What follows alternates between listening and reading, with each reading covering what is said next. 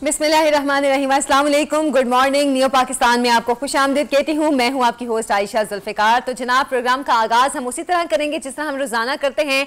और PSL के जो मुकाबले हैं अब वो फाइनल की जानिब जा रहे हैं, यानी कि प्ले ऑफ मरहले में कौन कौन सी टीमें इस वक्त गई हैं आप सबको पता चल गया। बस जो लाहौर कलंदर्स की वो तो प्ले ऑफ में गई है, लेकिन कोयटा ग्लैडिएटर्स और कराची किंग्स जो हैं वो अब निकल चुकी हैं PSL से बाहर।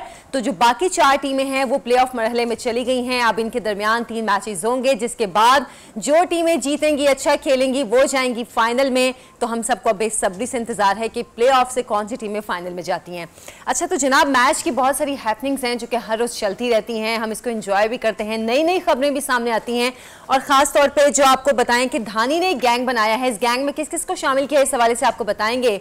लेकिन साथ साथ आपको ये भी बता दें कि जो हारिस रऊफ ने कैच छोड़ा था और उस पर उसने कामरान गुलाम को थप्पड़ भी रसीद कर दिया था, इस पर काफ़ी लोगों ने भी बुरा मनाया है। PCB की जानिब से भी इस पर नोटिस लिया गया है और साथ ही साथ हारिस रऊफ के हवाले से एक्शन लेने के हवाले से भी बातें की जा रही हैं। ये वैसे वाकई चीज़ तो अच्छी नहीं थी, क्योंकि आप खेल रहे हैं और खेलते खेलते इस तरह किसी मौके पर आप अपने साथी खिलाड़ी को थप्पड़ जड़ दें तो आपका एक इम्प्रेशन क्या जाता है, यकीनन एक गलत इम्प्रेशन जो है वो काफ़ी गया है। अच्छा, इसके अलावा अफगानिस्तान के जो क्रिकेटर हैं राशिद खान, उन्होंने जाने से पहले पाकिस्तान सुपर लीग यानी कि PSL की इंतज़ामिया का शुक्रिया अदा किया है और लाहौर कलंदर्स का भी शुक्रिया अदा किया है। तो लाहौर कलंदर्स की अगर हम बात करें तो जो गुज़श्ता रोज़ मैच था, बड़ा सनसनीखेज़ वो मैच था यकीनन। और इसका मैच का जो फैसला था वो जो सुपर ओवर में हुआ और लाहौर कलंदर्स और पेशावर ज़ल्मी के दरमियान ये मैच था, जो कि पेशावर ज़ल्मी ने जीत लिया है। बड़ा ज़बरदस्त सा ये मैच था, क्योंकि एंड तक लग रहा था कि कौन सी टीम जीतेगी, क्या होगा।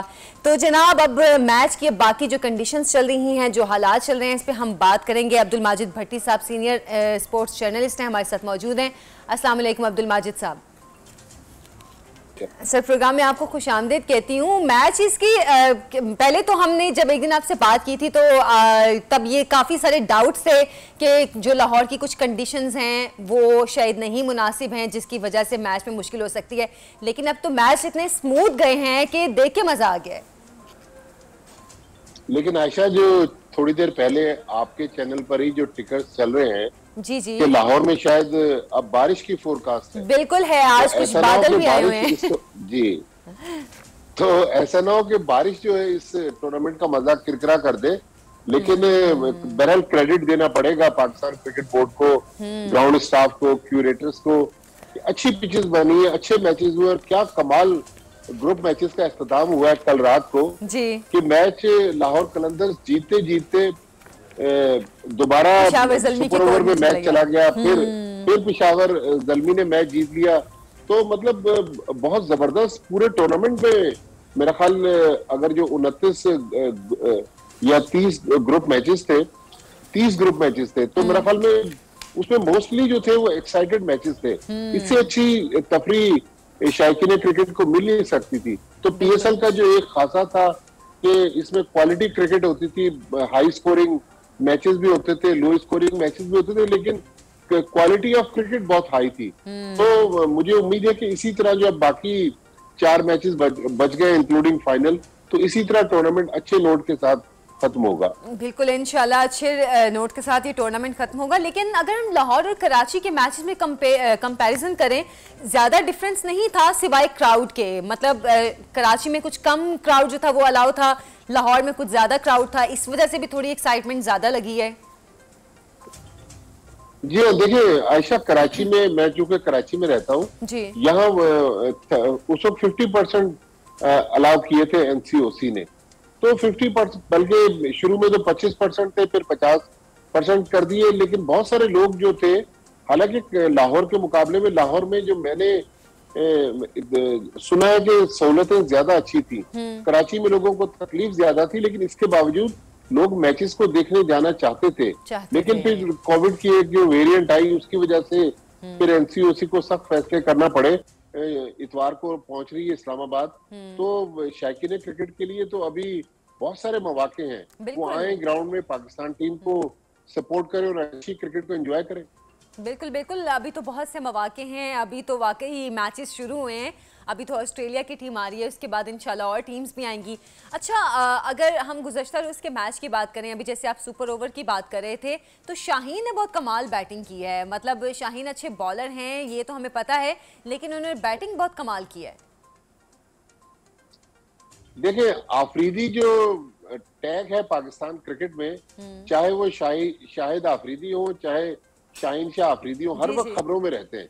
आप देखें कि शाहीन शाह आफरीदी जो मशहूर तो अपनी बॉलिंग की वजह से हैं, लेकिन कल जब मैच फंसा और एक वक्त में तो लग रहा था जब 24 रन आखिरी ओवर में चाहिए थे कि पेशावर ज़ल्मी आसानी से ये मैच जीत जाएगा, फिर उस ओवर में 23 रन बनाए, 3 छक्के मारे मोहम्मद उमर को शाहीन शाह आफरीदी ने, तो बड़े जबरदस्त उन्होंने बैटिंग की। ये शाहीन शाह आफरीदी का रूप हमने पहले नहीं देखा था, लेकिन पाकिस्तान क्रिकेट के लिए अच्छी चीज है कि हमारे जो टेल एंडर्स हैं वो भी अब कहीं ना कहीं अपना रोल प्ले कर रहे हैं। तो बड़ा एक्साइटिंग मैच था, लेकिन शाहीन शाह आफरीदी ने इस टूर्नामेंट में बॉलिंग तो अच्छी की है, लेकिन जो कप्तानी कर रहे हैं और जिस तरह एक एंजॉय कर रहे हैं अपनी कप्तानी को, ये भी पाकिस्तान क्रिकेट के लिए मेरे ख्याल में एक अच्छा साइन है कि मतलब अब हमें हम मुस्तकबिल के कप्तान को देख रहे हैं शाहीन आफरीदी की शक्ल में। जी हाँ, बिल्कुल। देखें, बिल्कुल अभी तो हमारे पास बाबर आजम कप्तान है, रिजवान उनके नंबर 2 है, लेकिन फ्यूचर में अगर कभी खुदा न खास्ता इनमें से कोई अनफिट हो जाता है या किसी वजह से ड्रॉप होता है, तो हमारे पास अब कप्तानी का क्राइसिस नहीं है। हमारे पास अच्छे कप्तान है और फास्ट बॉलर्स दुनिया में कम अच्छे कप्तान रहे हैं। इमरान खान जब अच्छी कप्तानी उन्होंने की तो फिर पाकिस्तान को वर्ल्ड कप जितवा दिया। अभी ऑस्ट्रेलिया के जो कप्तान आ रहे हैं पैट कमिंस, वो भी फास्ट बॉलर हैं। तो मुझे लगता है कि शाहीन शाह आफरीदी जिस तरह एंजॉय कर रहे हैं, जेल कर रहे हैं, लड़कों को साथ लेके चल रहे हैं, तो ये एक अच्छे कप्तान की निशानी है। बिल्कुल बिल्कुल। अच्छा, अब जो प्ले ऑफ मरहले के मैचेस शुरू होने जा रहे हैं, लाहौर कलंदर्स और मुल्तान सुल्तान्स के बीच में पहला मैच है, कितना सख्त मुकाबला देख रहे हैं आप? देखिए आयशा, अब जो प्ले ऑफ का जो फॉर्मेट है, नंबर 1 और नंबर 2 टीम मुल्तान सुल्तान्स और लाहौर कलंदर्स, दोनों के पास 2-2 मौके हैं। मिसाल के तौर पे अब जो कल मैच होना है पहला मुल्तान और लाहौर कलंदर्स का, जो टीम जीतेगी वो तो डायरेक्ट फाइनल में चली जाएगी संडे को जो फाइनल होना है, और जो टीम हारेगी वो फिर जो जुमेरात को मैच की विनर होगी उससे जुमे को खेलेगी। फिर जुमे की जो विनर होगी कल के मैच हारने वाली और परसों मैच जीतने वाली, दोनों के दरमियान जो मैच होगा उससे फिर फाइनलिस्ट का तयन होगा। उसको कहते हैं कि एलिमिनेटर। तो फिर जुमेरात और जुमे को जो 2 एलिमिनेटर होंगे, लेकिन मुझे लग रहा है कि अब टीमों के पास गलती की गुंजाइश नहीं है। खासतौर पर इस्लामाबाद यूनाइटेड और पेशावर ज़ल्मी तो जहां मैच हारेगी वहां टूर्नामेंट से बाहर हो जाएंगी। तो मेरे ख्याल एक्साइटमेंट अपने उरूज पर है। देखना ये है कि मुल्तान सुल्तान जो 10 में से 9 ग्रुप मैच जीत गई, वो क्या इसी तरह अपनी विनिंग स्ट्रीक को बरकरार रखती है। लेकिन मेरी जो हमदर्दी है वो लाहौर कलंदर्स के साथ है, क्योंकि लाहौर कलंदर्स ने अभी तक टाइटल नहीं जीता इस टूर्नामेंट का। दुख बहुत दिए, खबरों में बहुत रहे। कल रात भी आप देखें ना, मैच वो जीते जीते मैच तो हार गए, लेकिन अभी जो आप हारिस रऊफ का इंसिडेंट कोट कर रही हैं, ये मेरे ख्याल में थोड़ा सा अनफेयर है। खेल में थोड़े से जज्बात को काबू रखने की जरूरत है।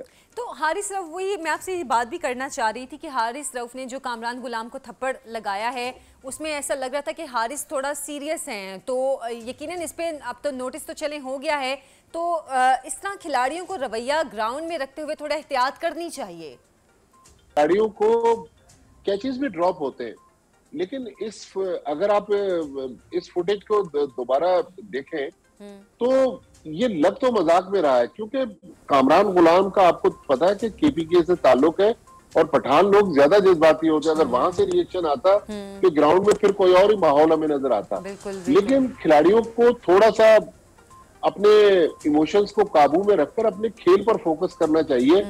ये लग तो मजाक में रहा है, क्योंकि कामरान गुलाम हंसी मजाक के उसमें नजर आ रहे थे, बहुत ज्यादा सीरियस नहीं थे। वरना अगर वो सीरियस होते तो फिर ऐसा ना हो कि ग्राउंड में 2 प्लेयर गुथम गुथा हो जाते। हालांकि और थोड़ी देर बाद आगे जी आप बात करें, आगे जब मैच चल के कामरान गुलाम ने रन आउट किया, फिर आप देखें कि हारिस सोहेल आए और उनको गले लगाया और हारिस रऊफ ने उनको बकअप भी किया, लेकिन मेरा ख्याल में प्लेयर्स को अपनी परफॉर्मेंस पर ज्यादा फोकस करना चाहिए।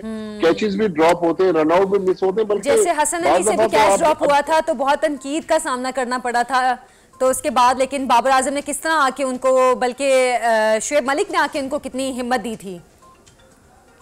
कल आप देखें ना, मोहम्मद उमर जो बॉलर थे पेशावर ज़ल्मी के, जिन्होंने 3 छक्के खाए शाहीन शाह अफरीदी से, तो जो कप्तान थे पेशावर ज़ल्मी के वहाब रियाज, उन्होंने प्रेस कॉन्फ्रेंस में आके कहा कि नौजवान लड़का था, वो कंट्रोल नहीं कर सका उस प्रेशर वाली सिचुएशन को। तो ये खेल में होता रहता है, खेल में मार कुटाई, नाराजगियां, ये मेरे ख्याल में अच्छा तासुर नहीं जाती, क्योंकि ये वो प्लेयर है आयशा जो हमारे रोल मॉडल हैं। हमारे जो यूथ है इन्हीं लोगों से इंस्पायर होती है। अगर हमारी यूथ ग्राउंड में लड़ाई झगड़े करेगी तो फिर जो नेगेटिव तासुर हमारे नौजवानों में जाएगा, वो मेरे ख्याल में रोल मॉडल के लिए एक अच्छा साइन नहीं है। बिल्कुल बिल्कुल ठीक है आपने अब्दुल माजिद भट्टी साहब, बहुत बहुत शुक्रिया आपके वक्त का और आपके तज्जिए का। और अभी जो प्ले ऑफ मरहले का मैचेस अब शुरू होने जा रहे हैं, कल का मुकाबला बहुत सख्त है भाई, मुल्तान सुल्तान्स और लाहौर कलंदर्स के दरमियान में, क्योंकि अब तक मुल्तान सुल्तान सिर्फ एक मैच हारी है, वो भी लाहौर कलंदर से। तो अब कल का मैच किस तरह का होगा हम सब देखने के लिए बहुत एक्साइटेड हैं। अब एक छोटी सी ब्रेक का टाइम हुआ है, ब्रेक से हम वापस आएंगे, हमारे साथ रहिए।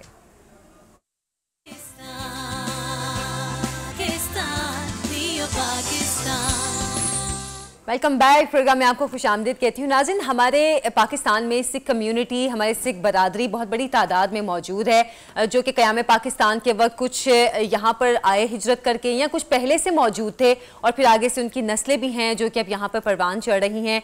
अभी आपको मैं ये बताने जा रही हूँ कि पाकिस्तान के जो पहले एक सिख हैं उन्होंने PhD मुकम्मल कर ली है। कल्याण सिंह कल्याण साहब हैं जिन्होंने PhD की डिग्री अपनी मुकम्मल की है, और साथ ही साथ वो असिस्टेंट प्रोफेसर भी हैं GC यूनिवर्सिटी में, और हमारे साथ स्टूडियोज में भी मौजूद हैं। उनको प्रोग्राम में मैं खुशामदीद कहती हूँ। सर कैसे हैं आप? बिल्कुल ठीक ठाक। आपको सबसे पहले तो बहुत बहुत मुबारक हो, आपने PhD की डिग्री मुकम्मल की है, और ये भी बताएं कि PhD आपने किस सब्जेक्ट में किया है?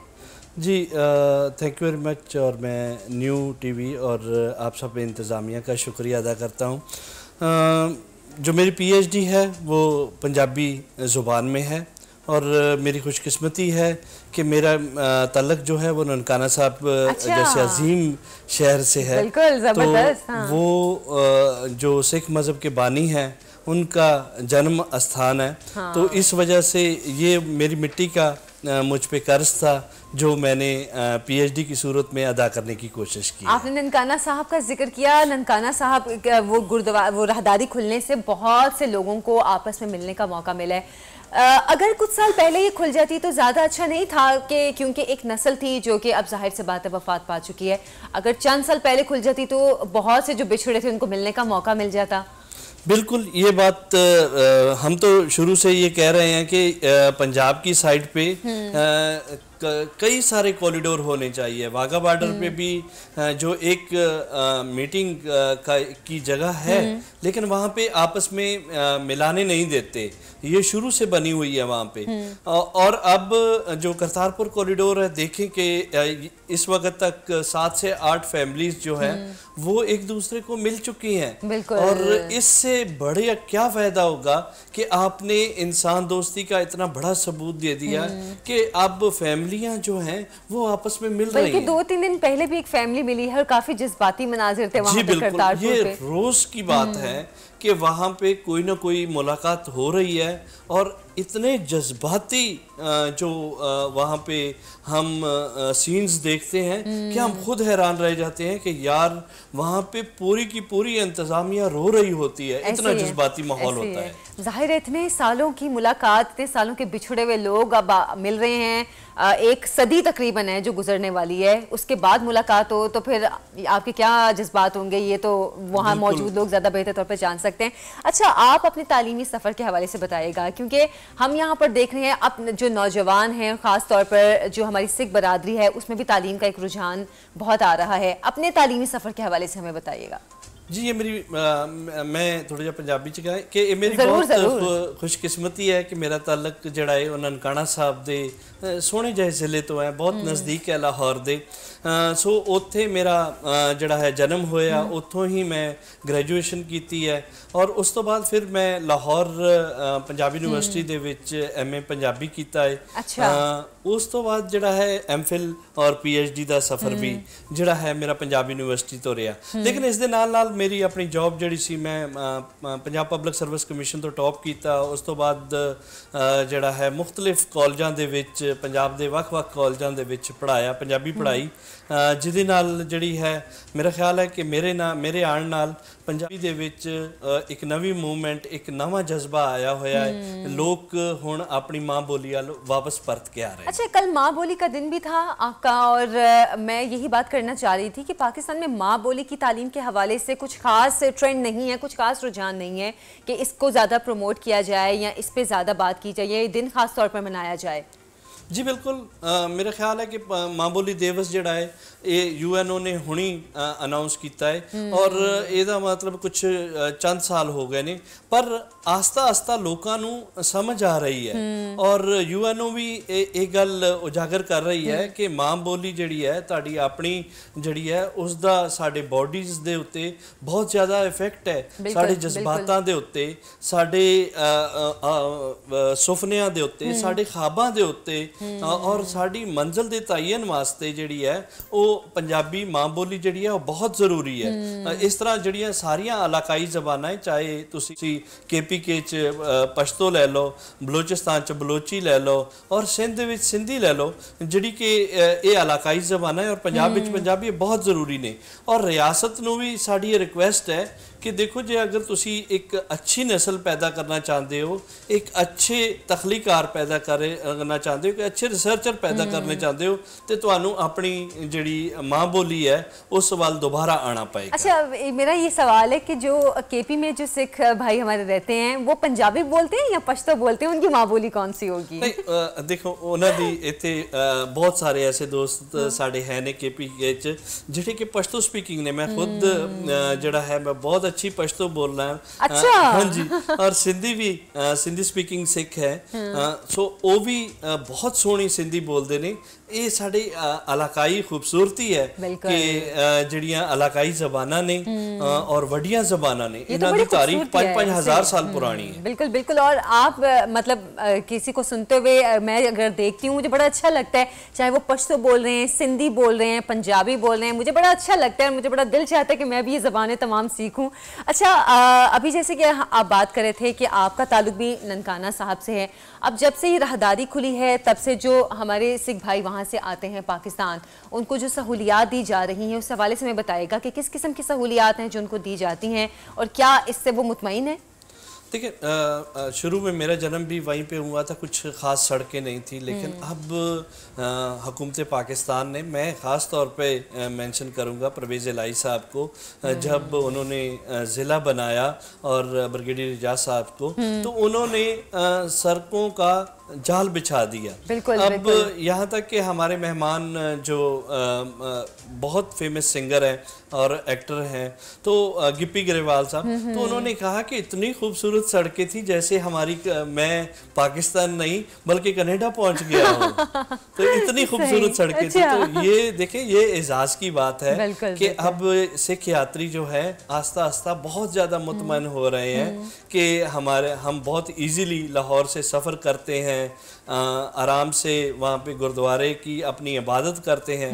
पहले ये काम थोड़ा सा मुश्किल था, लेकिन अब बहुत आसान मुश्किल था, लेकिन जब से राहदारी खुली है, प्रॉपर एक सिस्टम बना है, उसके बाद से काफी आसान हो गई हैं चीजें। तो अभी आपको क्या लगता है कि क्या कमी है जो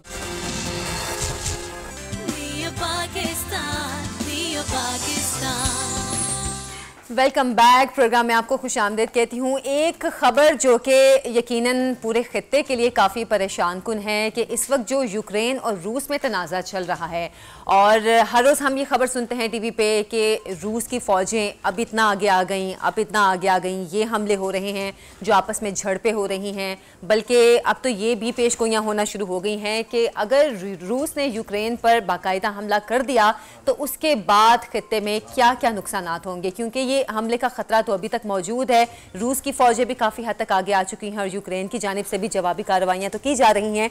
तो ये सूरत हाल सिर्फ यूक्रेन या रूस या यूरोप के लिए परेशान कुन नहीं है, ये एशिया के लिए भी काफ़ी परेशान कुन सूरत हाल है, क्योंकि पाकिस्तान के रूस के साथ भी अच्छे ताल्लुकात हैं कुछ अरसे से, और साथ ही साथ यूक्रेन के साथ भी पाकिस्तान के ताल्लुकात हैं। जो तिजारत के मामलात हैं वो भी पाकिस्तान के यूक्रेन के साथ चल रहे हैं। बल्कि ये भी आपको बताऊं कि गंदम पाकिस्तान 40% जो है यूक्रेन से परचेज करता है, यूक्रेन से पाकिस्तान खरीदता है गंदम। तो पाकिस्तान एक ज़रूरी मुल्क है, उसके बावजूद यूक्रेन से इतनी बड़ी तादाद में गंदम खरीदता है। लेकिन हम बात करें जैसे कि इस वक्त जो तनाज़ा चल रहा है उस पर मज़ीद इस पर डिटेल से हम बात करेंगे। हामिद अल मशरकी साहब हैं, सीनियर जर्नलिस्ट हैं, हमारे साथ मौजूद हैं। अस्सलाम वालेकुम सर, प्रोग्राम में खुश आमदीद कहती हूँ। अच्छा सर, जो मैं अभी बात कर रही थी कि एक पाकिस्तान जो है इस वक्त बिल्कुल पिस गया है, रूस के दरमियान भी और यूक्रेन के दरमियान में भी। यूक्रेन से तजारत भी है, ताल्लुकात भी हैं, और रूस के साथ भी ताल्लुकात चल रहे हैं। ये तनाज़ा आप किस तरफ जाता हुआ देख रहे हैं? बहुत शुक्रिया आयशा। देखें, बात यह है कि तारीखी तौर पर पाकिस्तान के यूक्रेन से बहुत अच्छे ताल्लुकात रहे, और जब रशिया टूटा और रशिया जो है वो, क्योंकि इंडिया और रशिया एक ब्लॉक में थे, तो पाकिस्तान, यूक्रेन, यूरोप, अमेरिका एक ब्लॉक में थे। फिर यूक्रेन ने पाकिस्तान के लिए बहुत, हमारा जो ट्रेड आपस में बहुत ज़्यादा है। आपने गंदम की मिसाल दी, बिल्कुल इसी तरह है। तो इस सारी सूरत हाल के अंदर पाकिस्तान के लिए बड़ा परेशान कुन सिचुएशन है, क्योंकि अब जो नया जो सेटअप नज़र आ रहा है उसके अंदर नज़र आ रहा है कि रूस और चाइना एक तरफ हो जाएंगे, और अमेरिका और नेटो यानी यूरोप और बरतानिया ये एक तरफ हो जाएंगे। अब पाकिस्तान की जो मौजूदा सूरत हाल है उसके अंदर तो ऐसे लगता है कि पाकिस्तान को चाइना का साथ देना पड़ेगा, और चाइना का साथ देते हुए पाकिस्तान को रशिया का साथ देना पड़ेगा, और इस तरह का ग्रुप का हिस्सा बनेगा। लेकिन दूसरी जानिब पाकिस्तान यूरोप से अपने ताल्लुकात खराब करने का रिस्क नहीं मोल ले सकता, जहां 30 लाख से ज्यादा पाकिस्तानी रहते हैं।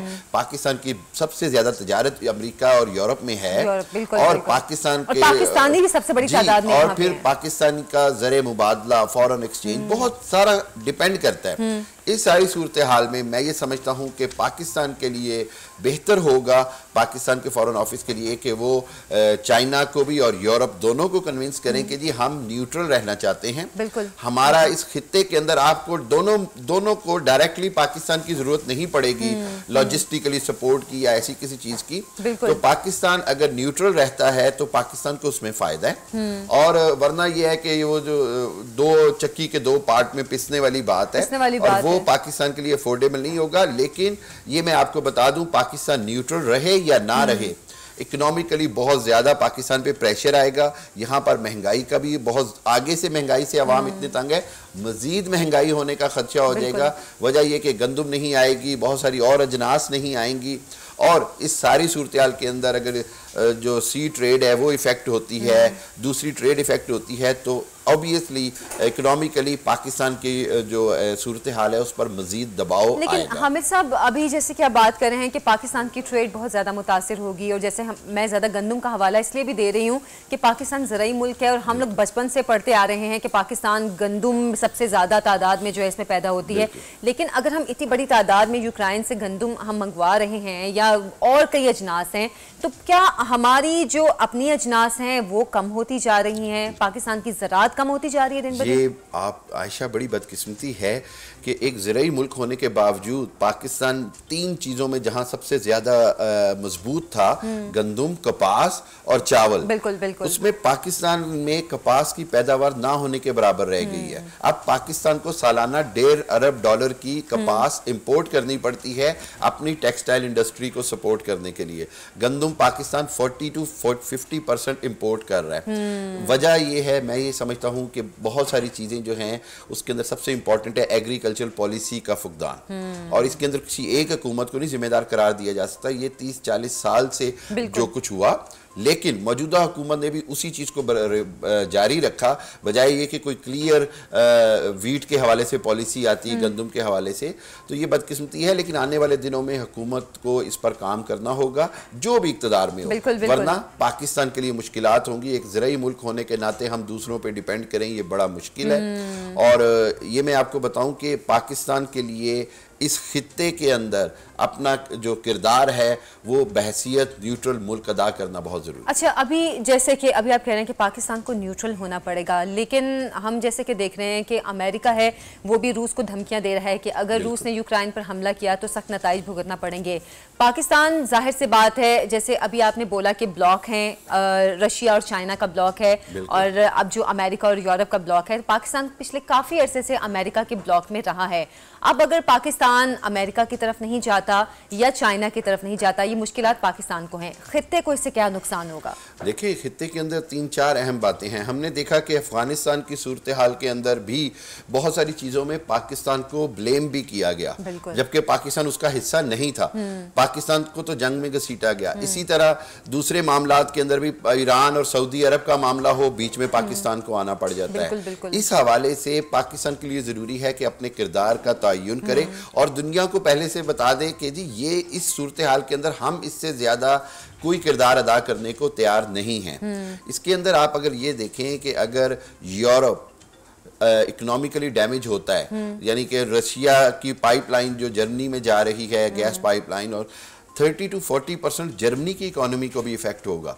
सो ये जो मुमकिना जंग है ये पूरी दुनिया के लिए एक बहुत बड़ा मुआशी बहरान पैदा करेगी। एक तरफ अमेरिका जो धमकी लगा रहा है, सलामती कौंसिल का आज हंगामी इजलास हुआ है कि जी हर सूरत रशिया पर पाबंदियां लगाई जाएं, लेकिन उन पाबंदियों का एक रिएक्शन भी आएगा और उन पाबंदियों के जो साइड इफेक्ट्स हैं वो उससे यूरोप, अमेरिका और अमेरिकी स्टॉक एक्सचेंजेस तक क्रैश कर जाने का डर है। अच्छा, मतलब इस हद तक पूरी दुनिया मुतासिर होगी और इसीलिए कोशिश अभी भी जारी है कि एक एग्रीमेंट था बेसिक के नाम से जो यूक्रेन और रूस के दरमियान 2014 में हुआ। इन्हीं मशरकी जो रियासतें हैं रूस की, इनमें बगावत के हवाले से कि जी एक अमन मुआहिदा तय पा जाए, उस मुआहिदे को कोशिश की जा रही है दोबारा एक्टिव कर दिया जाए। अच्छा।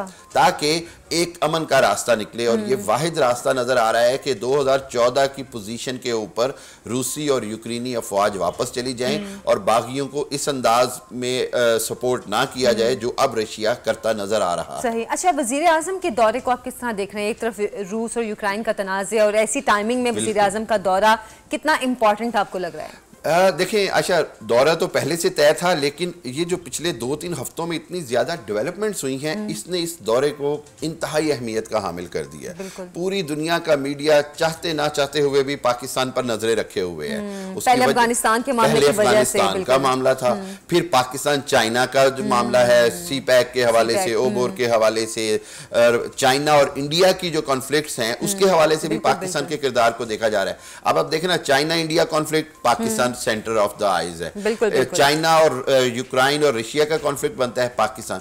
प्राइम मिनिस्टर इमरान खान, मेरा ख्याल ये है कि कोशिश ये करेंगे कि रूस के दौरे को कामयाब तो बनाएं, लेकिन वो ऐसा कोई स्टेटमेंट नहीं देंगे जिससे पूरा यूरोप नाराज हो जाए। बिल्कुल। और ऐसा करना बहुत जरूरी है क्योंकि यूरोप को नाराज करना जो है वो भी अच्छा नहीं होगा पाकिस्तान के फ्यूचर। बहरहाल सिचुएशन जो भी हो, पाकिस्तान इस वक्त एक ऐसी खतरनाक सूरत हाल में है कि हमें न्यूट्रल भी रहना होगा और हमें साथ भी देना पड़ेगा इन मुल्कों का, क्योंकि हम उन मुल्कों से ना सिर्फ चीजें इम्पोर्ट या एक्सपोर्ट के मामला भी हैं, लेकिन एक आपसी ताल्लुकात के मामला भी हैं जिनकी वजह से पाकिस्तान बहुत पिस रहा है। बिल्कुल ऐसे ही हमारी जो है उनसे फैमिली टाइज हैं, हमारे रिलेशन हैं। जैसे आपने भी कहा, मैं बता रहा हूँ कि 30 से 40 लाख पाकिस्तानी रहते हैं यूरोप के अंदर, 18-19 लाख इंग्लैंड के अंदर। ये सारे जो हैं ये भी उससे मुतासिर होने का डर है। और एक बात जो बार बार हमने देखी कि पाकिस्तान ने जब अमेरिका का 20 साल साथ दिया तो उसके नतीजे में हम ये कहते हैं जी पाकिस्तान को कुछ हासिल वसूल नहीं हुआ। तो पाकिस्तान को यह भी एहतियात करनी है कि किसी भी कोल्ड वॉर का हिस्सा ना बने, किसी भी ब्लॉक का हिस्सा ना बने, चाहे वो रशिया और चाइना की हो, चाइना और अमेरिका की हो, या रशिया और चाइना का एक इकट्ठा ब्लॉक बनता हो।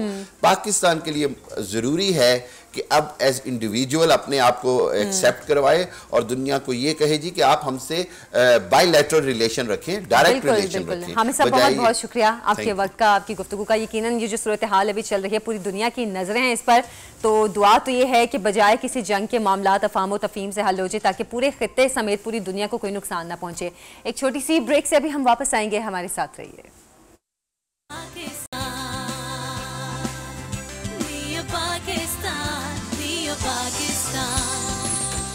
Welcome back. रूह अफ़ज़ा के किचन में आपको खुशामदीद कहती हूँ। एक लंबी सी ब्रेक के बाद हम आए हैं, तो आज किचन में क्या बन रहा है अनम से जानेंगे। अनम कैसी हैं आप? बिल्कुल ठीक आयशा। आज हम रूह अफ़ज़ा की किचन में बेसिकली आपको पता है कि रमज़ान करीब है, हाँ। तो रमज़ान से कुछ रेलेवेंट, कुछ हाइटी से रेलेवेंट जो है बेसिकली हम डिश बना रहे। तो बड़ी ही सिंपल डिश है, कोई भी इतना कोई मुश्किल काम नहीं है। और इनफैक्ट आप इसको बनाकर फ्रीज भी कर सकते हैं, लाइक फॉर 1 मंथ आप इजीली इसको फ्रीज करके अपने घर में, मतलब रमजान में आप पूरा रमजान आराम से गुजार सकते हैं, आप एंजॉय कर सकते हैं। सिंपल आपने क्या करना है कि चिकन का कीमा लेना। अच्छा, जो कीमा है वो आपकी अपनी चॉइस है, मटन ले ले, बीफ ले ले, चिकन ले ले, सी फूड ले ले, वो आपकी अपनी पर्सनल चॉइस है। और उसके बाद आपने क्या करना है कि आपने सिर्फ चिकन के कीमे के अंदर 1 से 2 टेबलस्पून ऑयल डालना है। उसको अच्छी तरीके से, आधा किलो कीमा था ये, अच्छा। उसको सौते करना है। सौते करने के बाद उसमें मैंने थोड़ा सा नमक, थोड़ी सी काली मिर्चें, कुटी हुई लाल मिर्चें डालकर और थोड़ा सा सोया सॉस और मैंने जो व्हाइट पेपर डालकर जो है ना चिकन को, कीमे को बिल्कुल रेडी कर दिया। जब वो रेडी हो गया उसके बाद एंड में मैंने उसके अंदर प्याज और हरा धनिया डाल दिया। डालने के बाद उसको कुक करके मतलब बहुत बेसिक चीजें डालनी है। हाँ जी, बेसिक। उसके बाद जो है आपने समोसा पट्टी लेनी है। समोसा पट्टी को आपने क्या करना है कि उसको 2 हिस्सों में ले लेना है। मतलब एक समोसा पट्टी आपने उसको प्लस की फॉर्म में बनाना है। हमारे पास इतना टाइम हो तो मतलब स्क्वायर शेप में आपने बनाना है। हाँ, अगर हमारे पास इतना टाइम हो तो मैं एक बनाकर भी दिखा सकती हूँ। सिंपल पहले आपने बिल्कुल आप दिखाएं, बना के दिखाएं, अभी थोड़ा सा टाइम तो है। तो सिंपल ये देखिए, रोल पट्टी आपने ले लेनी, समोसा पट्टी इस तरह से। और आपने उसके बाद क्या करना है कि एक आपने इस तरह से नीचे रखनी है सबसे पहले, और उसके ऊपर जो है मैदे की जो लई होती है, थोड़ा सा मैदे के अंदर पानी डालकर आपने उसकी गाढ़ी से एक पेस्ट सी बना लेनी है। और उसके ऊपर इस तरह से दूसरे वाला पीस रख देना। उसके ऊपर 1 चम्मच आपने जो है अपना चिकन का बैटर ऐड करना है। अच्छा। और उसके अंदर आपने जो है चीज ऐड करनी है। और उसके बाद इन साइड्स को इसी तरीके से आपने दोबारा से लॉक कर देना है। सारी चारों तरफ आपने इस तरह से ही अच्छा, एक पट्टी के ऊपर दूसरी पट्टी आपने रखनी है प्लस शेप में, और फिर उसमें जो ऊपर वाली पट्टी है उसके ऊपर आपने वो जो बैटर है उसको डालना है। सबसे पहले एक बंद करनी है, फिर उसके ऊपर वाली बंद करनी है आपने, फिर उसके नीचे वाली बंद करनी है आपने, और उसके बाद सबसे लास्ट वाली बंद करके आपने इस तरह से इसको एक लॉक कर देना है, शेप में दे देना है। और इसको बनाएंगे हम थोड़ी सी हल्की आंच के ऊपर, ताकि हमने जो अंदर चीज डाली थी वो जो है अच्छी तरीके से कुक हो जाए। तो अब आप ये देखिए कि इसके अंदर कलर आना शुरू हो गया है, और कलर आने के बाद जो है इसके अंदर ये जो चीज़ है वो पूप आउट हो रही है। और ये फ्लफी इसलिए हो रहा है क्योंकि इसके अंदर जो है हमारी चीज़ वो मेल्ट हो रही है। ठीक है जी, इस तरह से आपने इनको कर लेना है। इनको आपने एक ट्रे में पहले सेट करना है। सेट करने के बाद जब ये फ्रीज हो जाए तब आपने इनको जिप लॉक बैग में डालना है। जब भी आपने इसको बनाना है अपनी मर्जी से, आपके हाइटी पे बनाने को दिल कर रहा है तो हाइटी पे बना लें, और अगर आपका दिल कर रहा है कि आपने रोज़ों में इसको बनाना है तो ये बड़ी ही ज़बरदस्ती है। ये तो बड़ी अच्छी आपने एक रेसिपी बता दी है, क्योंकि रमज़ान करीब है, 1 महीना बस रह गया, 1 महीना कुछ 1.25 महीना रह गया, और फिर उसके बाद यही चीज़ें चलेंगी हमारे घर में, चीज़ें फ्राई हो रही होंगी। अच्छा, मैंने स्वीट चिली सॉस के साथ तो बड़ी ही इजीली जो है स्वीट चिली सॉस भी बन जाती है। हमने गार्लिक को सौते करना है, उसके अंदर थोड़ी सी गार्लिक पेस्ट डालनी है, थोड़ी शुगर डालनी है, थोड़ी सी केचप ऐड करेंगे, और उसके अंदर थोड़ी चिली जो वो होती है सॉस ऐड करेंगे, और जो रेड चिली क्रश होती है, अच्छा, वो डालकर अच्छी सी एक लिक्विडी सी जो है हम एक सॉस बना लेंगे। तो ये इसके साथ जो है बड़ा कॉम्प्लीमेंट करती है। तो ये देखें आयशा, ये तकरीबन जो हो गए हैं फ्राई, हाँ, गोल्डन ब्राउन से हो गए। इनको जो है ज्यादा आपने कलर नहीं देना, हमें मैक्सिमम ये कलर चाहिए। अच्छा, ज्यादा कलर देंगे तो वो फिर टेस्ट में इतना अच्छा नहीं लगेगा, हमें स्लाइड सा इसका गोल्डन सा कलर चाहिए। तो अब ये देखें, अब आप ये देखें आयशा कि ये ऐसे सील हुए हैं कि इसके अंदर कीमा जो है इस फॉर्म में बिल्कुल बाहर भी नहीं आ रहे हैं। ये देखिए कीमा इस फॉर्म में है इसके अंदर, और ये जरा सा भी कीमा जो है आप देख रही होंगी कि बाहर नहीं आ रहा। तो ये जो है एक थोड़े से टिप्स एंड ट्रिक्स है। और जब आपने बस जैसे मैंने आपको बताया कि इनको जब फ्रीज करना है तब आपने इनको पहले एक प्लेटर में सेट करना है, उसके बाद फ्रीज करना है, क्योंकि अगर आप इसको ऊपर नीचे रखेंगे तो ये चिपक जाएंगे आपस में, और फिर जब आप उनको खोलेंगे तो वो टूट जाएंगे। तो सही, चलो हमारे पास टाइम भी अब कम है ना, तो सर्विंग भी हम कर लेते हैं ताकि इसकी प्रॉपर लुक भी हम दिखा दें। तो ये देखें आयशा, ये जो है हमारे बॉक्स पैटीज वो रेडी हो। अच्छा, इतने मजे की देखने में है क्रिस्पी क्रिस्पी से कि मेरे ज़हन में रमजान की ही एक फील आ गई क्योंकि हम रमजान में ये चीजें हमारा जोर होता है पूरा कि हमने जो करना है बस फ्राई करना है या तो, और यहाँ पे हमने दही भल्ले और फ्रूट चाट तो लाजमी बनानी है। वो कोई भी ऐसा दिन नहीं होता कि जिस दिन आप अपने घर में कोई ऐसी फ्राइड आइटम ना बनाए, उस दिन ऐसे लगता है कि रमजान जो है अधूरा है, हमारा रोजा ही नहीं पूरा हुआ। हाँ, ये मुझे लगता है ये सिर्फ हम जो है पाकिस्तानियों के अंदर ज्यादा ही हमारा साइकोलॉजिकल मसला है ये। हाँ, फ्राइड आइटम जो है वो करना है, हल्की आंच पे इसको फ्राई करेंगे, ज्यादा तेज पे नहीं करेंगे क्योंकि हमें अंदर जो है कीमा तो हमारा कुक है, हमने लेकिन अपनी चीज को मेल्ट करना है। अगर आप चीज नहीं डाल रहे तो फिर बेशक आप जो चीज। अच्छा अनम, मुझे एक चीज दोबारा से बता दें, जो आपने चीज है वो कीमे की पूरी जो आपने मिक्सिंग की है उसके अंदर डाली है? नहीं, मैंने चीज आपने अलग से बॉक्स रखा है? ऐसे मैंने छोटे-छोटे से क्यूब्स काट लिए थे, इतने साइज के, उतने साइज के क्यूब्स काटे कि जो इजीली जो है हमारे इसके अंदर आ जाए और हमें इसको बंद करने में भी कोई इशू ना हो और वो इतनी ज्यादा भी ना हो कि वो पूप आउट होके बाहर आना शुरू हो जाए चीज। चले बहरहाल हमारी ये डिश तो रेडी है, कुछ हमारे फ्राई भी हो रहे हैं, क्या इनको कहेंगे? Chicken box patties. अच्छा, हमारे चिकन बॉक्स पैटीज कुछ रेडी हो रहे हैं और बाकी रेडी हैं, आपने देखा। तो रमजान के लिए अभी से तैयारी शुरू कर दें क्योंकि रमजान में यही चीजों पर हमारा ज्यादा जोर होगा। हमारे प्रोग्राम का वक्त भी खत्म हो गया है, हमें इजाजत दें, अल्लाह हाफिज।